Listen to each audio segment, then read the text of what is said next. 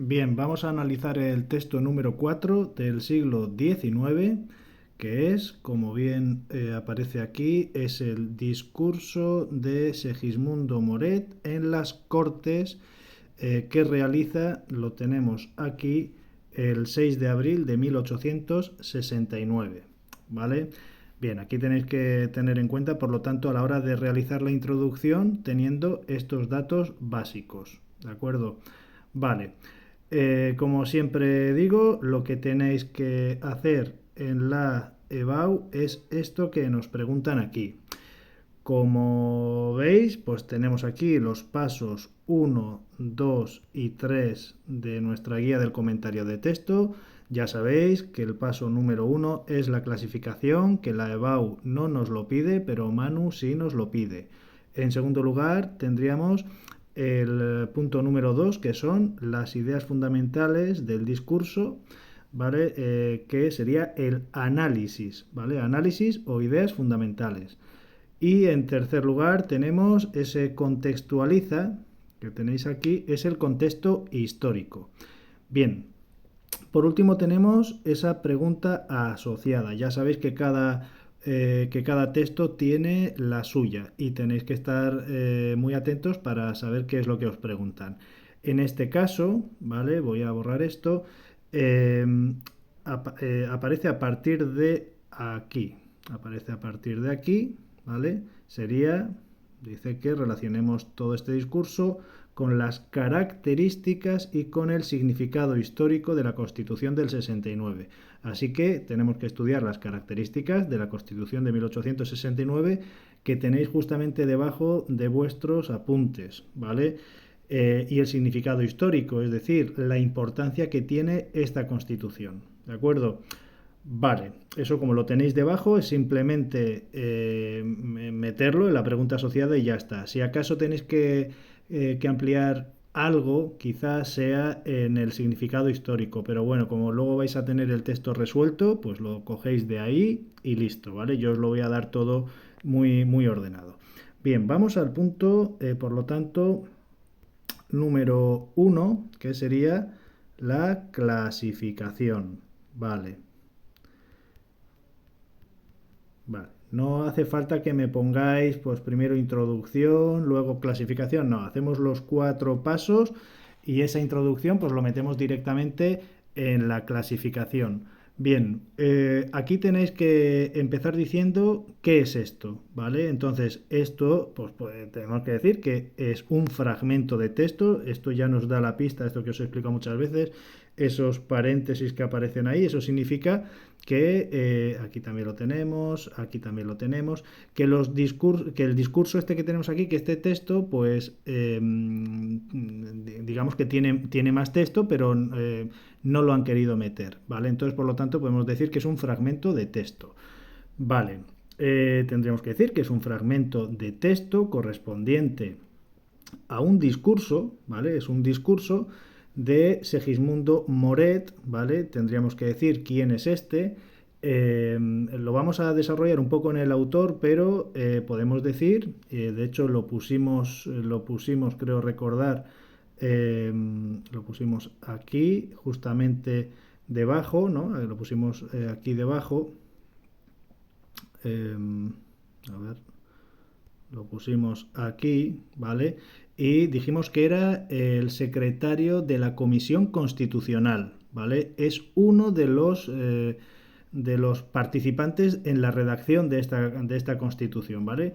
Así que con eso ya lo tendríamos justificado, ¿de acuerdo? A partir de ahí, pues comenzaríamos, pues como siempre. Una cosa que me he empezado a dar cuenta es que no soléis justificar lo que decís. Entonces, siempre que digáis algo, lo tenéis que justificar. Vale, me refiero a lo siguiente. Tenemos que decir que por su origen, en primer lugar, vamos a decir que este texto, pues según su origen, es, vale, ya sabéis que puede ser o fuente primaria o fuente secundaria. Vale, pues tenéis que justificarlo, siempre, ¿vale?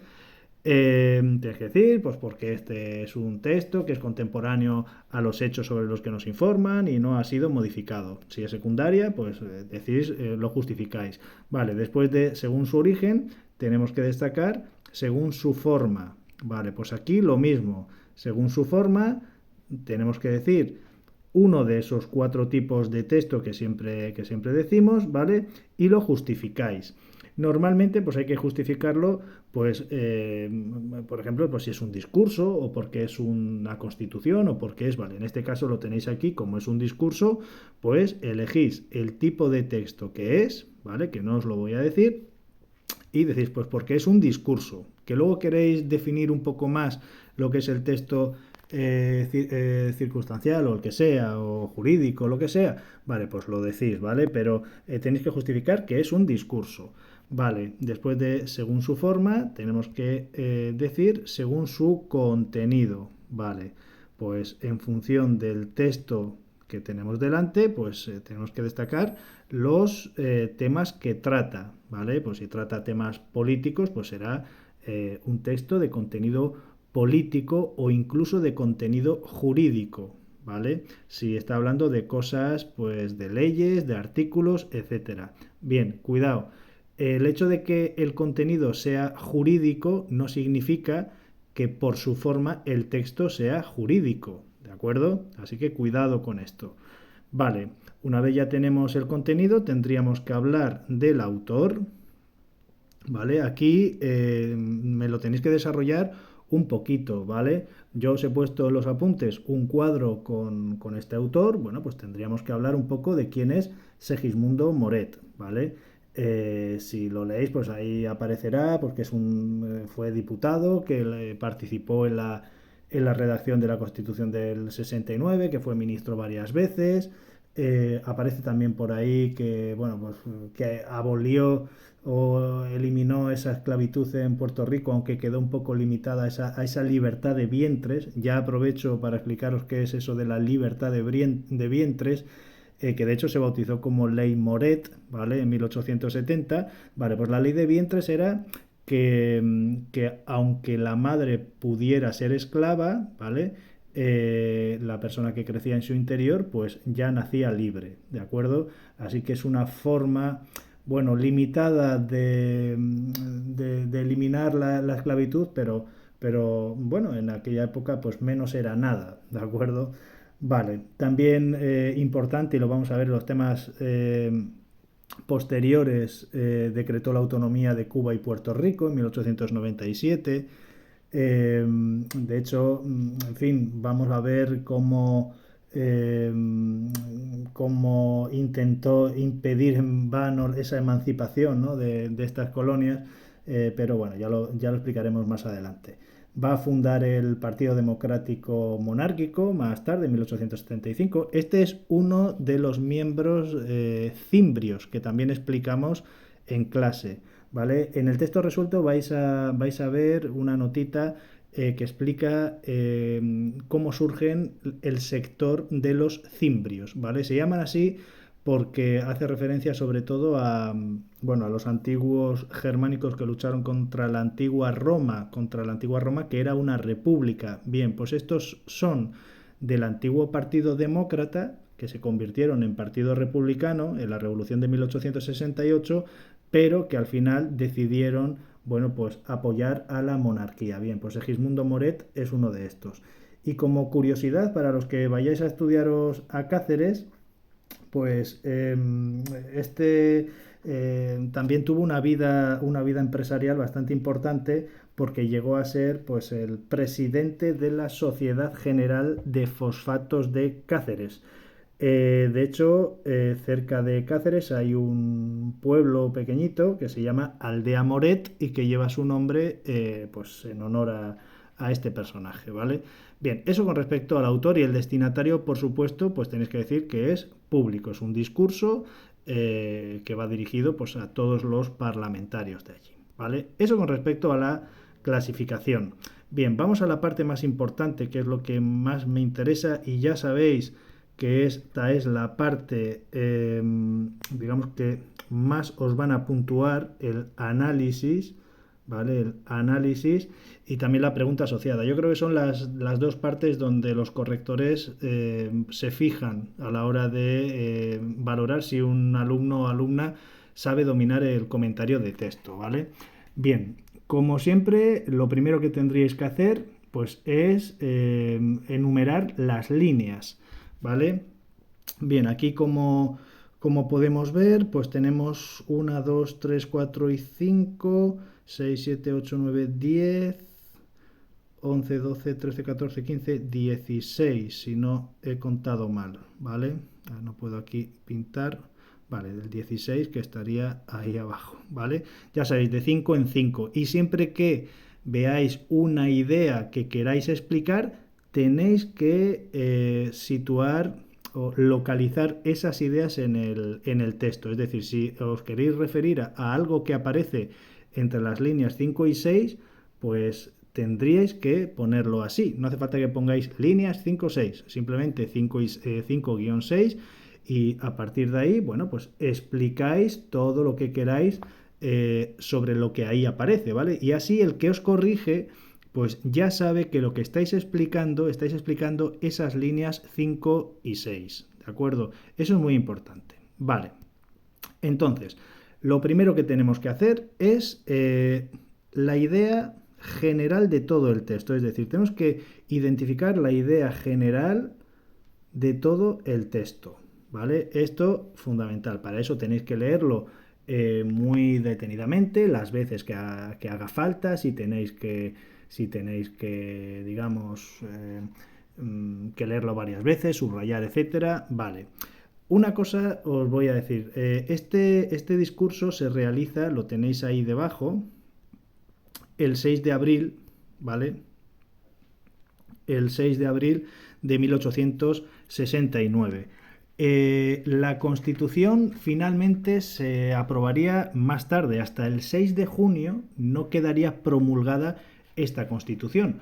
Por lo tanto, esto que hace Segismundo Moret es un discurso, ¿vale?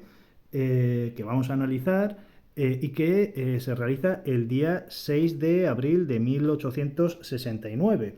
Vale.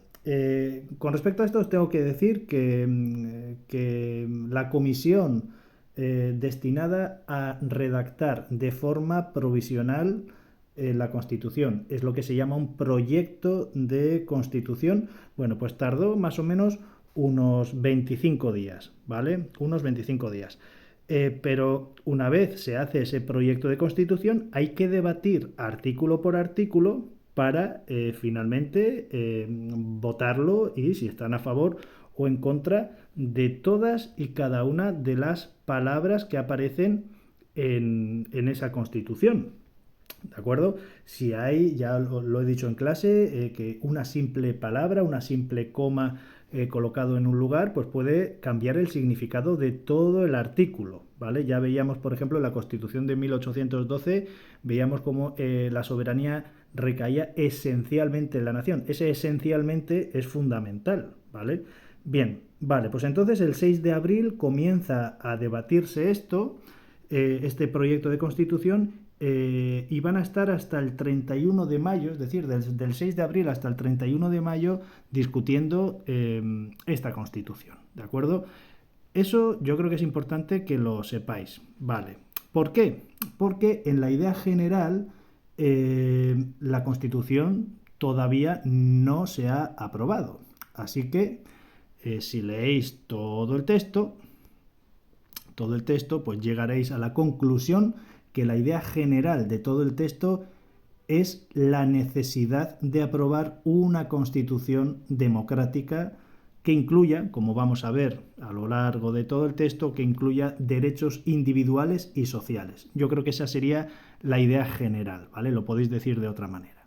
Bien, una vez ya tenemos esa idea general, haríamos un punto y aparte y entonces ahora ya sí desmenuzaríamos el texto.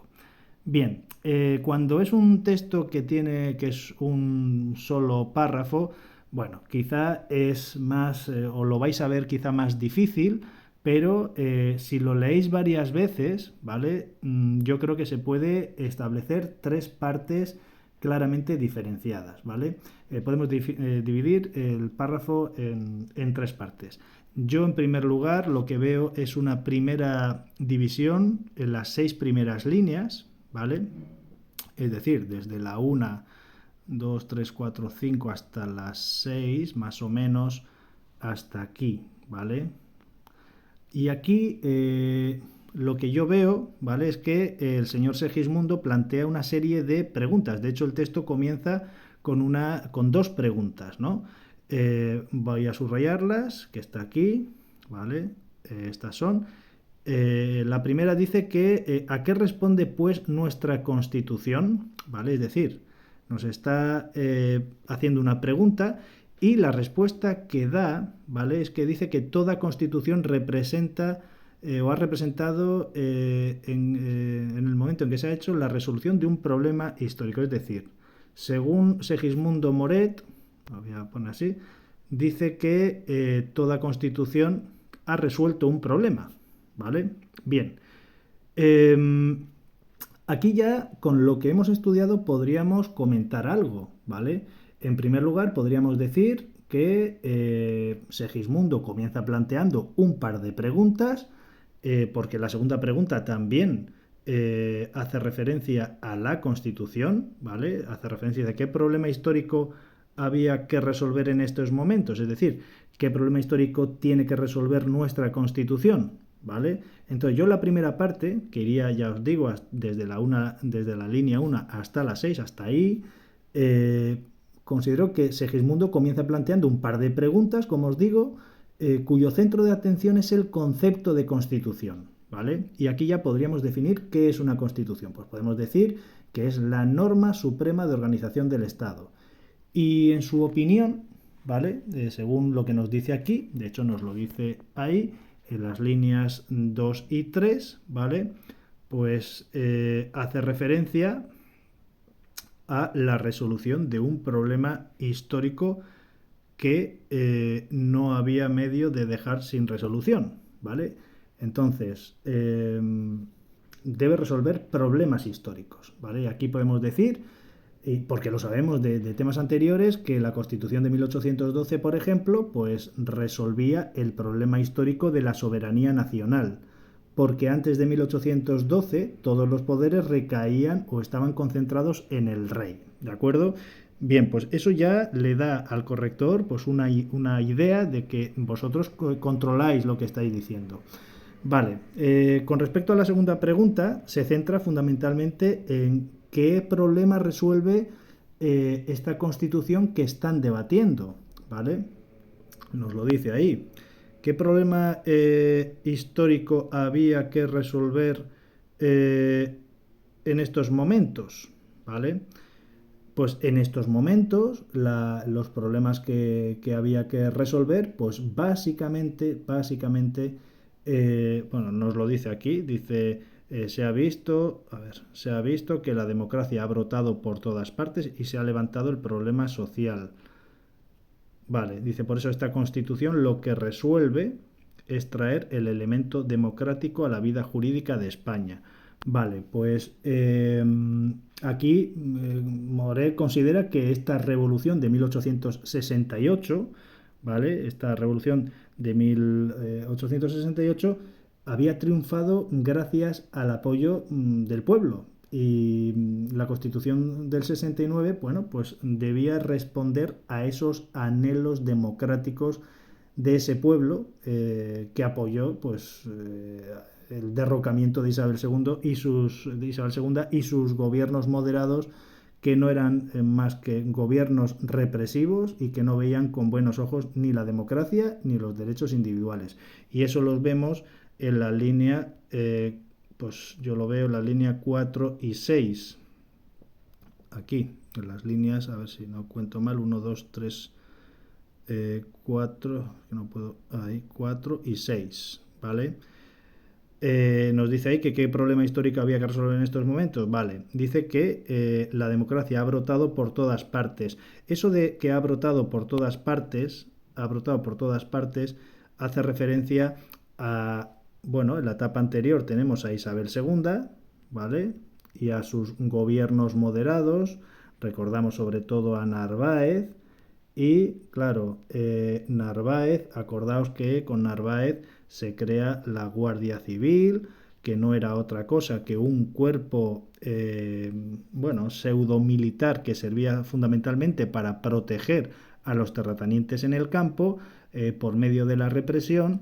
Así que, claro, con estas actuaciones políticas en la cual pues no había prácticamente derechos, o al menos muy limitados, no se podía votar, un sufragio muy muy restringido. Ya dijimos que durante el reinado de Isabel II el sufragio pues iba desde el 0,06%, porque el Estatuto Real del 34 recordamos que se establece en el 0,15%, pero luego se restringe al 0,06% y no llegaría más allá del 25% de la gente que podía votar.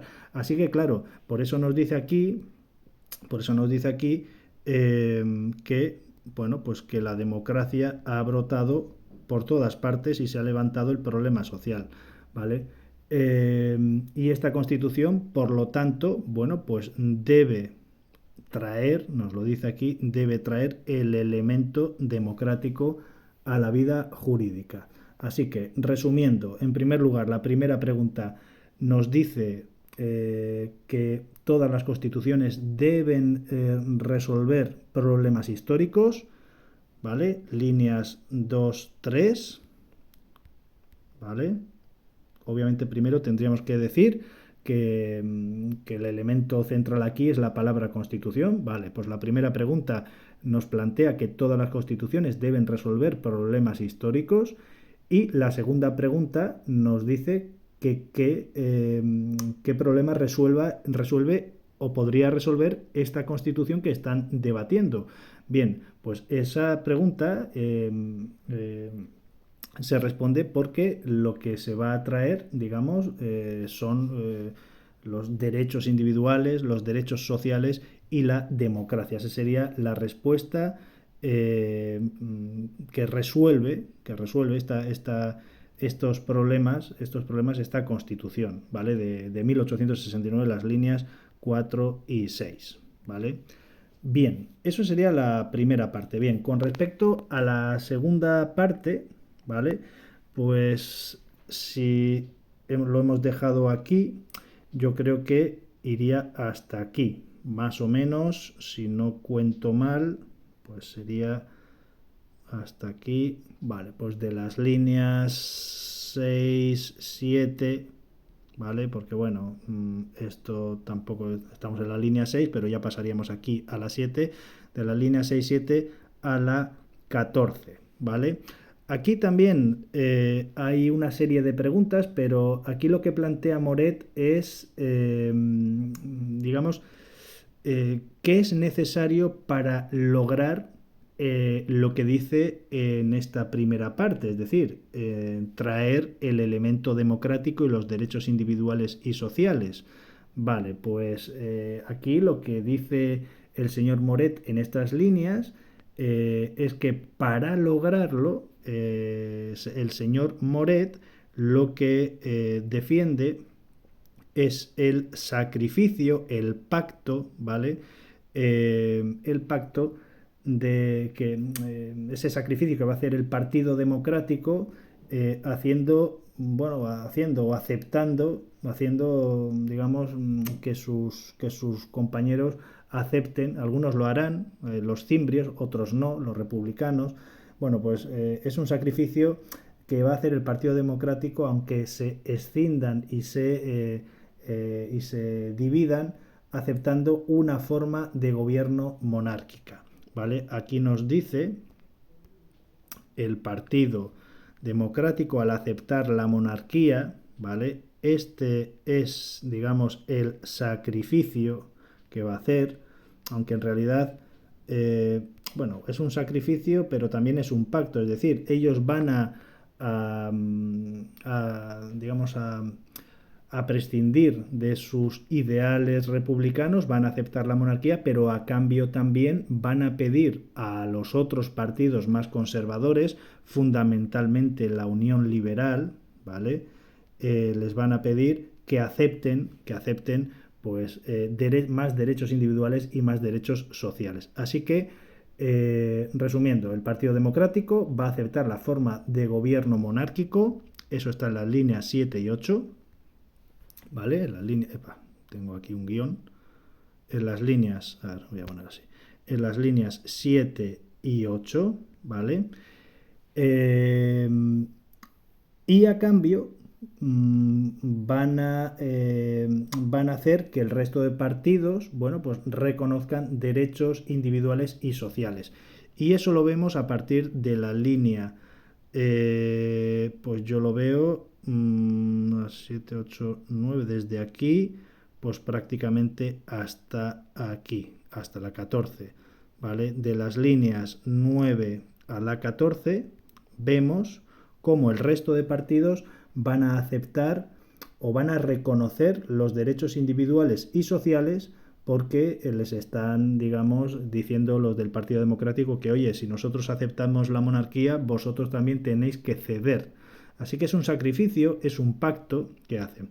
Si lo leemos bien, nos dice, vale, una vez esto nos hablan dice que de una transacción completa, es decir, es un intercambio, este es el pacto, ¿no? Esa transacción completa es el pacto al que van a llegar, vale, y nos lo dice ahí, dice, ¿qué importa la forma de gobierno? ¿Vale? Porque realmente ellos reconocen, digamos que el Partido Democrático reconoce o sostiene que la forma de gobierno, ya sea una monarquía o una república, no es tan importante como conseguir el elemento democrático y los derechos individuales y sociales. Entonces, ¿qué importa la forma de gobierno? Dice, cuando los conservadores, cuidado, a ver, estos conservadores hacen referencia sobre todo a la Unión Liberal, ¿vale? A la Unión Liberal, ¿vale? Que son más conservadores, obviamente, que los progresistas, los demócratas y los republicanos, ¿vale? Pues cuando los conservadores nos han cedido, ¿vale? Pues ahí está la transacción completa, es decir, ese pacto, ¿no? Nos han cedido derechos individuales, ¿vale? Eh, y dentro de esos derechos individuales y también sociales nos hablan de un montón de esos derechos, nos dicen, y tenéis que ir citándolos, pues el derecho de reunión, ¿vale? El derecho de libertad de enseñanza, el derecho de, bueno, pues libertad de imprenta, es decir, que tú puedas publicar lo que quieras, el derecho de reunión, el derecho de asociación, ¿vale? Eh, vale, pues yo aquí, estos son lo que vale, estos son derechos individuales, pero también derechos sociales, porque el derecho de reunión y el derecho de asociación son derechos sociales. Vale, de tal manera que esos derechos se encuentran, esos derechos individuales y sociales que van a ceder el resto de partidos políticos, se encuentran entre las líneas 9 y 14. ¿Tendríamos que poner cada derecho en cada línea? Bueno, yo creo que no. Yo creo que con que los vayáis, digamos, enumerando, ¿vale? Libertad de prensa, libertad de reunión, de asociación, que están en las líneas 9 y 14, y termináis, yo creo, que con ese pacto, con esa transacción, es decir, los demócratas, con ese pacto en la cual los demócratas cimbrios, ¿vale?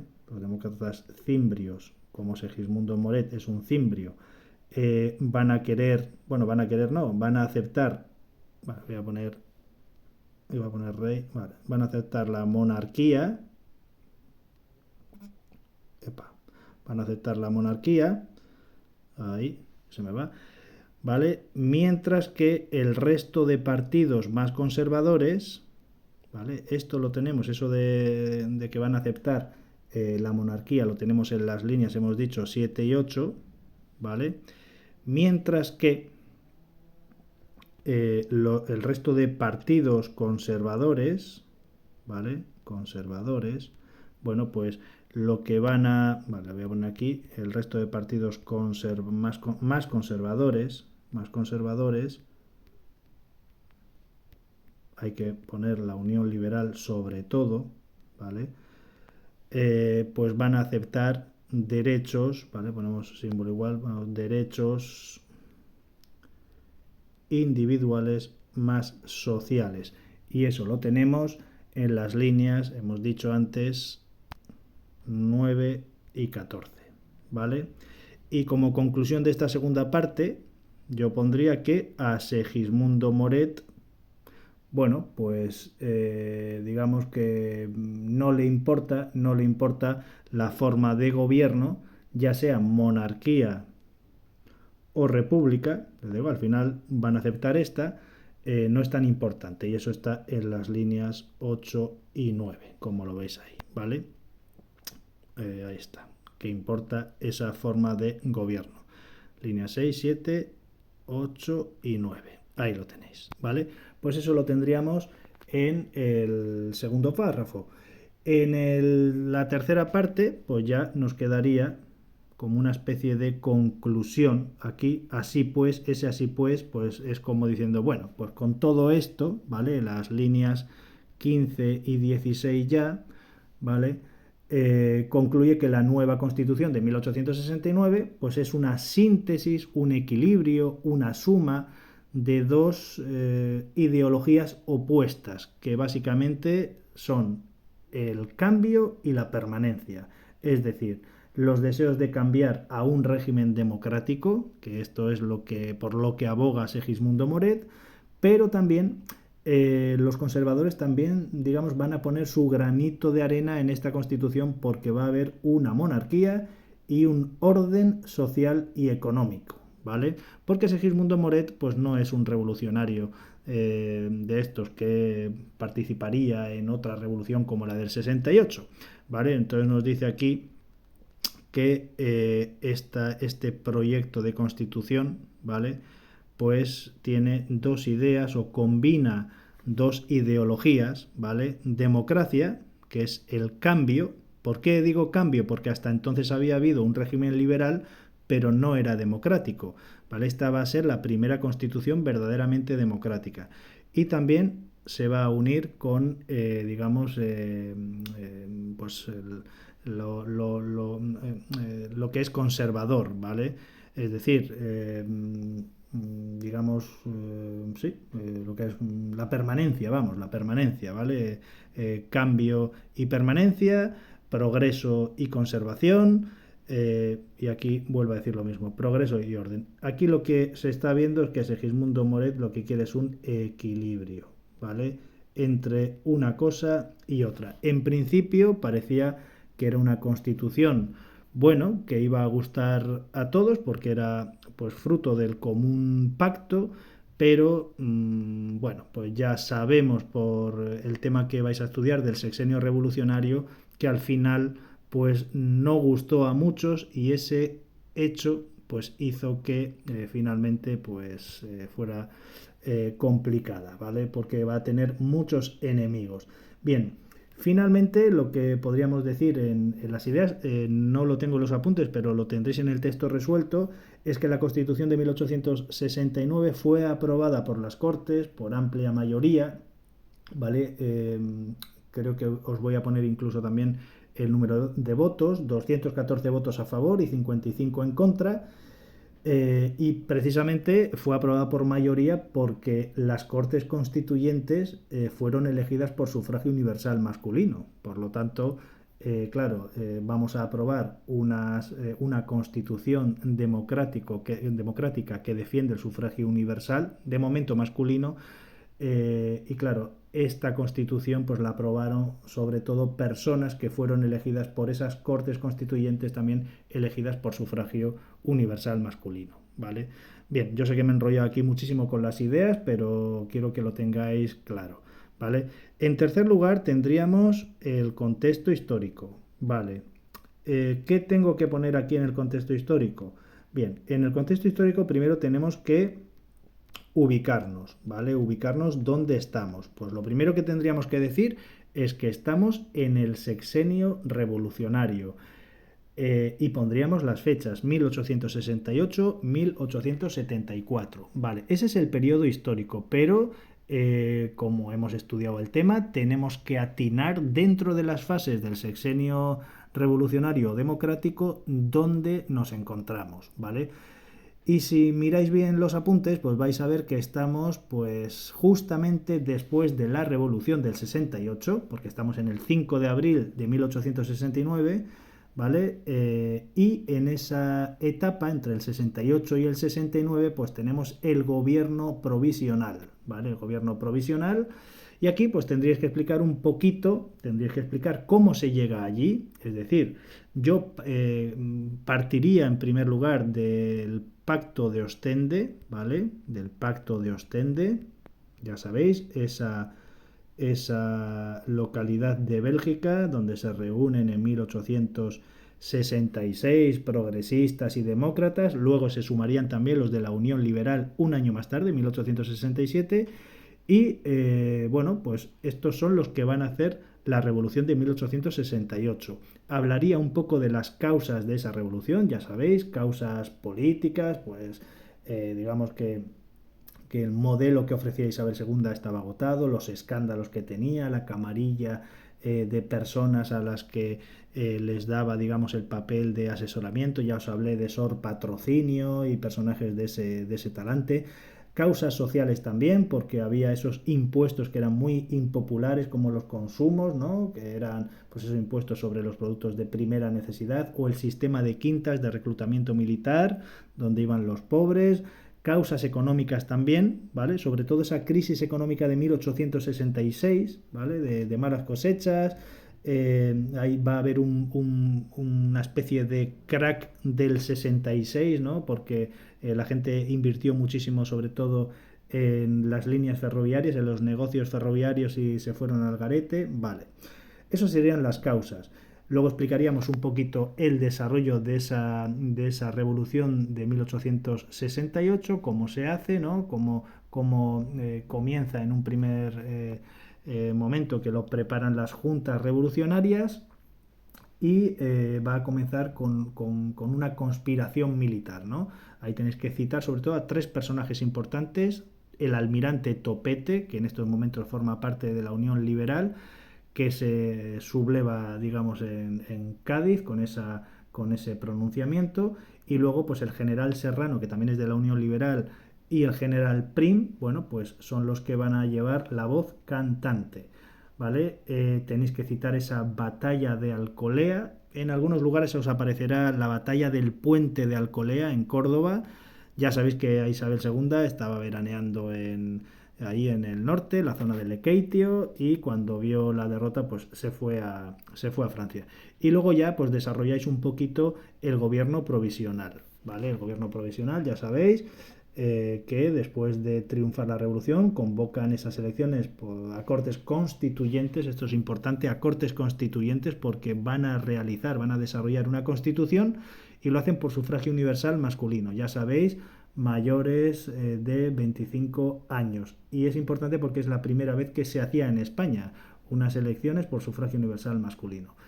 Y poco más. Como conclusión, pues diríamos algunas cosas que se hacen durante estos momentos, ¿no? Pues eso de, por ejemplo, la creación de la peseta, la ley de minas, la política librecambista de Figuerola, eh, y como la Constitución dice que tiene que haber una monarquía, pues hay que buscar a un rey. Ya sabemos qué rey va a ser, y el problema que se plantea justamente unos días antes, 3 días antes de la llegada de este rey, de Amadeo I de Saboya, porque van a matar al presidente del gobierno, que al mismo tiempo era ministro de la guerra, el general Prim. Y eso es lo que tendríamos que meter aquí. Yo, vamos, metería eso, ¿vale? Y ya está. No, no tenéis que meter todo el sexenio revolucionario. Y por último, pues lo que tendríamos que meter en esa pregunta asociada, pues lo que nos dice aquí. Aquí nos dice que tenemos que meter las características y el significado histórico de la Constitución del 69. Bien, pues aquí lo tenéis. Tenéis, ¿qué tengo que saber para este comentario? Pues tenéis aquí las características y la significación histórica, ¿vale? Aquí también, ya sabéis, tenéis aquí el autor, Segismundo Moret, que lo vais a utilizar para la clasificación, pero tendríais que meter todas estas características de la Constitución de 1869, ¿vale? Si, por ejemplo, que se habla mucho en los derechos individuales y sociales, aquí en el texto también se habla de muchos derechos, bueno, pues si lo decís en el texto, aquí pues os lo podéis ahorrar, ¿vale? Decís, oye, mira, pues esta parte ya la he dicho cuando he ido comentando el texto y pues aquí pues no lo digo, ¿vale? El resto de características tenéis que meterlas todas, ¿vale? Bien, pues eso ha sido todo y ya está. Si tenéis alguna pregunta me vais diciendo, ¿vale? Venga, muchas gracias.